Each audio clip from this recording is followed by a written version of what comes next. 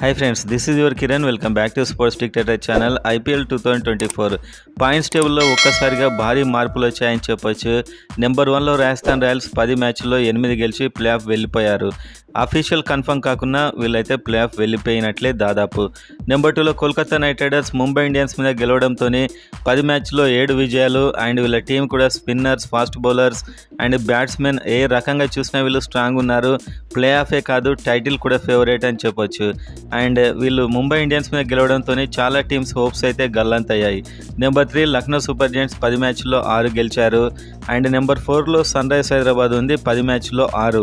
And Chennai Super Kings number 5 10 మ్యాచ్ల్లో 5 గెలిచారు. So CSK కనుక ఒకవేళ ప్లే ఆఫ్ వెళ్ళాలంటే 4 మ్యాచ్లకు 3 గెలవాలి, లేకపోతే 4కి 4 గెలవాలి. అదే ఎస్ఆర్హెచ్ అయితే 2 అండ్ లక్నో సూపర్ జెయింట్స్ అయితే 2 గెలిస్తే సరిపోతుంది. ఎస్ఆర్హెచ్ రాజస్థాన్ రాయల్స్ మీద గెలవడంతో బిగ్ అడ్వాంటేజ్ ఇదే అని చెప్పొచ్చు. అండ్ ఇంకా నెక్స్ట్ 4 మ్యాచ్లో 3 హోమ్ గ్రౌండ్స్లో ఉన్నాయి. హోమ్ గ్రౌండ్లో ఆ స్లో బౌలింగ్లో ఎలా బౌలింగ్ చేయాలో అండ్ బ్యాటింగ్ వికెట్ చేసుకోవచ్చు ఎస్ఆర్హెచ్. సో చాలా అడ్వాంటేజెస్ అయితే ఉన్నాయి. అండ్ ఎస్ఆర్హెచ్ ప్లే ఆఫ్ వెళ్తుంది అని గట్టిగా నమ్మేవారు వీడియోని లైక్ చేయండి. సో ఎంతమంది వెళ్తుంది అని బిలీవ్ చేస్తున్నారు అని అర్థమవుతుంది.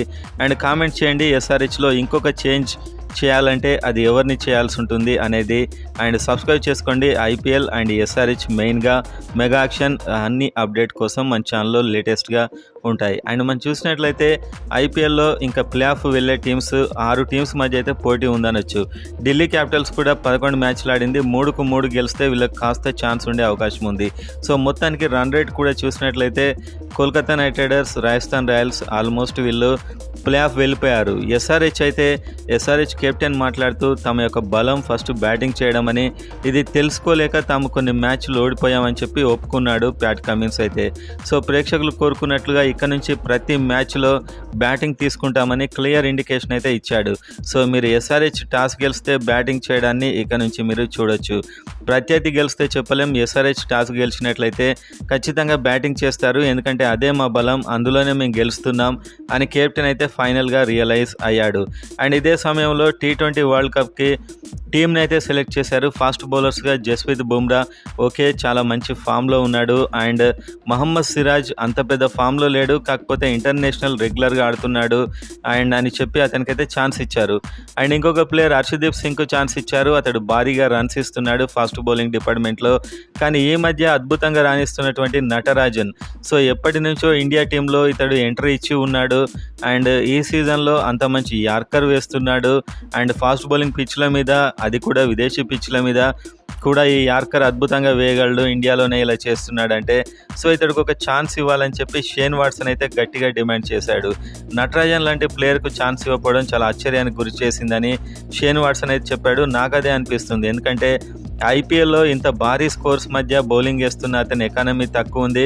పర్పుల్ క్యాప్ కూడా ఒకసారి అందుకున్నాడు ఐపీఎల్లో ఈ సీజన్లోనే. సో తర్వాత జస్ప్రీత్ బుమ్రాకు వెళ్ళింది అది. అండ్ మొత్తానికి ఈ రేస్లో ఉన్నాడు, పర్పుల్ క్యాప్ రేస్లో. సో T20 వరల్డ్ కప్లో ఎస్ఆర్హెచ్ ప్లేయర్ నటరాజన్కి అయితే ఛాన్స్ ఇవ్వాల్సింది అని ఇప్పటికైనా కూడా ఏదైనా ఆలోచించాలి అని చెప్పడం అయితే జరిగింది. ఇది చాలా కరెక్ట్ అని నేను భావిస్తున్నాను. అండ్ ఇప్పుడు ఎస్ఆర్హెచ్ విషయానికి వచ్చినట్లయితే ప్లే ఆఫ్ వెళ్ళాలంటే ఖచ్చితంగా 2 గెలిస్తే 80% ఛాన్స్ ఉంటుంది, 3 గెలిచినట్లయితే 99% ఛాన్స్ ఉంటుంది. డెఫినెట్గా 9 మ్యాచ్లు గెలిచిన టీం ఎప్పుడైనా కూడా ప్లే ఆఫ్ వెళ్ళిపోతుంది. 8 గెలిస్తేనే వెళ్ళిపోతారు యాక్చువల్గా. సో 2 మ్యాచ్లు గెలిచినట్లయితే ఎస్ఆర్హెచ్కు తిరుగు ఉండదు. రాబోయే 4 మ్యాచ్ల్లో ముంబై ఇండియన్స్ ఉంది, పంజాబ్ కింగ్స్ ఉంది, గుజరాత్ టైటన్స్ ఉంది, సో ఎల్ఎస్జీ ఉంది. సో అన్ని హోమ్ గ్రౌండ్ మ్యాచెస్ ఒక ముంబై ఇండియన్స్ మీద తప్పించి. సో హోమ్ గ్రౌండ్లో మంచి ఫామ్లో ఉంది ఎస్ఆర్హెచ్, మీకు తెలుసు చాలా మ్యాచెస్ గెలుస్తుంది. అండ్ ఇక్కడ నుంచి ఫస్ట్ బ్యాటింగ్ తీసుకుంటామని కూడా కెప్టెన్ అన్నాడు. సో ప్రత్యర్థి టీం టాస్ గెలిస్తే తప్ప ఎస్ఆర్హెచ్ ఫస్ట్ బ్యాటింగ్లోనే చూస్తాం. ఫస్ట్ బ్యాటింగ్లో టార్గెట్ తెలియదు కాబట్టి చాలా మంచిగా ఆడుతున్నారు. కొందరు అవుట్ అయినా కూడా తర్వాత వచ్చిన నితీష్ కుమార్ కూడా ఫస్ట్ బ్యాటింగ్లోనే తానేంటో చూపిస్తున్నాడు. అండ్ ఇక్కడ నితీష్ కుమార్ మిస్టేక్ ఒకటి ఏంటంటే అతడు స్ట్రైట్ బ్యాట్తో ఆడుతున్నప్పుడల్లా ఈజీగా 6లు కొడుతున్నాడు, 4లు కొడుతున్నాడు. కానీ అతను ఎప్పుడైతే reverse sweep different shots try చేస్తున్నాడో అతడు అవుట్ అవుతున్నాడు. సో అదొక్కటి తగ్గించుకుంటే నితీష్ కుమార్ రెగ్యులర్గా రాణిస్తాడని చెప్పొచ్చు. ఆ డిఫరెంట్ రివర్స్ స్వీప్ షాట్ ఆడుతూ ఒకసారి అవుట్ అయ్యాడు. అయినా మళ్ళీ 2 టైమ్స్ ట్రై చేశాడు. లక్లో అవుట్ కాలేదు. ఒకసారి 4 కొట్టాడు. సో మొత్తానికైతే నితీష్ కుమార్ ఒక షాట్ని తగ్గించుకుంటే చాలా ఫెంటాస్టిక్ ప్లేయర్ అవుతాడు. అండ్ ఎస్ఆర్హెచ్లో అన్మోల్ ప్రీత్ సింగ్ వరుసగా విఫలమవుతున్నాడు. అన్మోల్ ప్రీత్ సింగ్ ప్లేస్లో రాహుల్ త్రిపాఠిని తీసుకున్నా బాగుంటుందని నేనైతే అనుకుంటున్నాను. ఎందుకంటే రాహుల్ త్రిపాఠి ఒక మంచి ప్లేయర్, కాకపోతే ఫామ్లో లేడు అండ్ వరుసగా ఫీల్ అవుతున్నాడు. రాహుల్ త్రిపాఠి ఆడితేనే టీం ఓడిపోతుంది అన్న విధంగా ఇంప్రెషన్ అయితే వచ్చింది. మయాంక్ అగర్వాల్ అయినా, రాహుల్ త్రిపాఠి అయినా, వాషింగ్టన్ సుందర్ అయినా. సో ఇక నుంచి వీళ్ళని తీసుకోవడం చాలా కష్టమే, కానీ ఒక ఛాన్స్ ఇచ్చి చూస్తే బాగుంటుందేమో అని నాకైతే అనిపిస్తుంది. సో ఈ ఒక్క చేంజ్ చేస్తే చాలా బాగుంటుంది. అండ్ ఎస్ఆర్హెచ్ ప్లే ఆఫ్ వెళ్ళాలంటే ఇంకొక ముఖ్యమైన విషయం ఏంటంటే స్పిన్ బౌలర్ని ఆడించాలి. ఎవరైనా ఒక స్పిన్ బౌలర్ డెఫినెట్గా ఉండాలి. ఎందుకంటే వికెట్లు ఓల్డ్ అవుతున్న కొద్దీ స్పిన్కి సహకరిస్తూ ఉంటాయి. అండ్ అదేవిధంగా అలాంటి స్పిన్ బౌలర్ ఎవరైనా విదేశీ ప్లేయర్ ఉన్నాడు. నిన్న మనం వీడియోలో చెప్పుకున్నట్లు విజయకాంత్కి మార్కో యాన్సన్ ప్లేస్లో ఛాన్స్ ఇవ్వచ్చు. ఎందుకంటే మార్కో యాన్సన్ కూడా 11 తోని రన్ రేట్తోని ఇచ్చాడు రన్స్. సో అంతకంటే ఎక్కువ నాకు శ్రీలంక స్పిన్నర్ ఇస్తాడని అనిపించడం లేదు. సో ఒకసారి డిఫరెంట్గా ట్రై చేసి ఒక స్పిన్నర్కు ఛాన్స్ ఇస్తే బాగుంటుంది. ఎందుకంటే ఆల్రెడీ 4-5 ఫాస్ట్ బౌలర్స్ ఉన్నారు. రెగ్యులర్గా నితీష్ కుమార్కి బౌలింగ్ ఇచ్చినా కూడా ఒక మంచి బౌలింగ్ ఆప్షన్గా నితీష్ కుమార్ అయితే మారుతాడు. సో ముంబై ఇండియన్స్ ఆల్రెడీ ఈ టోర్నమెంట్ నుంచి అవుట్ అయిపోయింది. చాలా సంక్షోభంలో ఉంది, చాలా వివాదాల్లో ఉన్నారు. అండ్ ఆ బ్యాట్స్మెన్ కూడా ఎవరు ఫామ్లో లేరు. వాళ్ళలో గెలవాలన్న కసి కూడా కనిపించడం లేదు. హార్దిక్ పాండ్యా మాట్లాడుతూ తమ మిస్టేక్స్ అని తాను ఒకసారి చెప్తానని చెప్పాడు. సో అతడు ఫ్యూచర్లో చాలా విషయాలు చెప్పే అవకాశం అయితే ఉంది. సో ఇషాన్ కిషన్ చూసినా, రోహిత్ శర్మ చూసినా ఎవరు కూడా అంత ఫామ్లో ఆడుతున్నట్టు కనిపించడం లేదు. ఎస్ఆర్హెచ్ ఒక జస్ప్రీత్ బుమ్రా బౌలింగ్ని చూసుకుంటే సరిపోతుంది. నిన్ననే ముంబై ఇండియన్స్ మ్యాచ్ మొన్న ముంబై ఇండియన్స్ మ్యాచ్ మీరు చూసినట్లయితే జస్ప్రీత్ బుమ్రా బాగా బౌలింగ్ చేశాడు. And Nuwan Thushara, so Sri Lanka bowler, same మలింగల బౌలింగ్ వేస్తున్నాడు. సో ఇతన్ని చూసుకుంటే సరిపోతుంది. ఇతడు స్టార్ట్ చేస్తాడు బౌలింగ్, ఓపెనింగ్ ఇతడే స్టార్ట్ చేస్తున్నాడు. అండ్ చాలా డేంజరస్గా ఉంది. పేస్ వేరియేషన్స్ ఉన్నాయి. అండ్ వైడ్ మనకు బ్యాట్స్మెన్కి అందకుండా బౌలింగ్ అయితే వేస్తున్నాడు. అలాంటి వాటికే Travis Head and Abhishek Sharma కొన్ని మ్యాచ్ల్లో అవుట్ కావడం జరిగింది. సో ఈ నువాన్ తుషారా అని చూసుకుంటే సరిపోతుంది. బుమ్రా అండ్ పీయూష్ చావ్లా ఎప్పటి నుంచో వేస్తున్నటువంటి స్పిన్నర్. సో ఇతడు పెద్ద రాణించట్లేదు.